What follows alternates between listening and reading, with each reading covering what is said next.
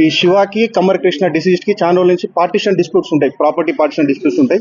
దాని పరంగా ఏం చేస్తాడంటే శివ కాన్స్పర్ అవుతాడు, బాబా బిస్కుంద బాబా శివానంద్ అనే అతనితో కాన్స్పర్ అవుతాడు.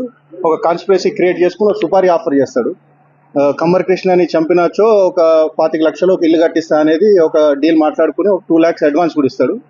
ఈ బాబా బ్యాక్గ్రౌండ్ ఏంటంటే ఈ బాబా బ్యాక్గ్రౌండ్ కూడా కమ్మర్ కృష్ణ దగ్గర 2015 to 20 ఈ 5 years పర్సనల్ గార్డ్గా కూడా వర్క్ చేస్తాం జరుగుతుంది. ఇతను మళ్ళీ రీసెంట్గా 10 years ముందు కూడా పార్ట్ ఆఫ్ కాన్స్పిరసీగానే జాయిన్ అవుతాడు.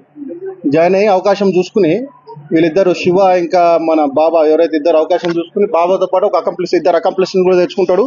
ఒక అతని పేరు గణేష్, ఇంకో అతను జూనైల్ ఉన్నాడు. ఇద్దరిని అకంప్లిస్ తెచ్చుకుని సమయం చూసుకుని 10వ తారీఖు రోజు, ఇందాక చెప్పినట్టు 10వ తారీఖు రోజు సుమారు సాయంత్రం 5:30-6 గంటలకి అతను ఫామ్కి వెళ్తారు. కేకే ఫామ్కి వెళ్ళి ఎవరు లేని టైం చూసి ముగ్గురు కలిసి అతని చేతులు పట్టుకుని గొంతు కోసి లెఫ్ట్ రిప్ దగ్గర పొడి చేసి చంపి పారిపోవడం జరుగుతుంది.